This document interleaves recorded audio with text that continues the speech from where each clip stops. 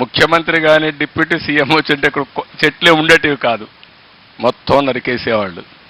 ఇప్పుడు మేము చెట్లు పెంచుతాం కానీ, చెట్లు పెడతాం కానీ చెట్లు కొట్టం. అది మా సిద్ధాంతం అని చెప్పి కూడా మరొక్కసారి రాష్ట్రంలో ఉండే ప్రజలందరికీ హామీ ఇస్తున్నాం.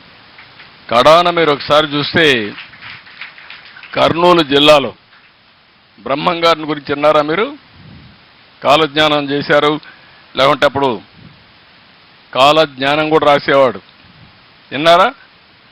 ఆయన కాలజ్ఞానం రాసిన రవ్వల కొండ ఒకటి ఉంది, అక్కడ ఆడనే కూర్చొని ఇవన్నీ రాశాడు. ఆ రవ్వల కొండ కూడా కొట్టేశారు వీళ్ళు వచ్చి.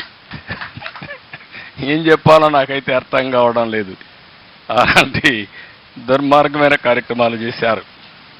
అందుకనే ఒక్క విషయం మీరు చూస్తే శ్రీకాకుళం నుంచి కుప్పం వరకు విధ్వంసం చేశారు. నేను అడుగుతున్న పిల్లలు మీరు ఒక్కటి గుర్తుపెట్టుకోవాలి, కొలంబియా దేశం ఉంది తెలుసా?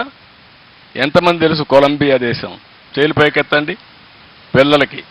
కొలంబియా దేశం చరిత్ర చదవలేదు మీరుగా? అదే మరిగా ప్యాబ్లో ఎస్కోబార్ అని ఒక నాయకుడు ఉండేవాడు, చదివారా? ఫ్లెక్సీలో దీంట్లో వచ్చాయి, సీరియల్లో వచ్చాయి. ఆడొక నాయకుడు ఉండేవాడు.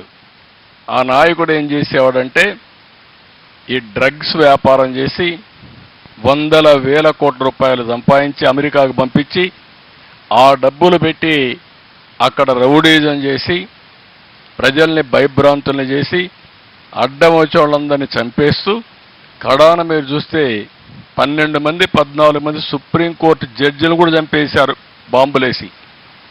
ఎప్పుడో జరగల, నేను రాజకీయంలోకి వచ్చినాకనే జరిగింది. 85-90, నేను 75 రాజకీయానికి వచ్చాను.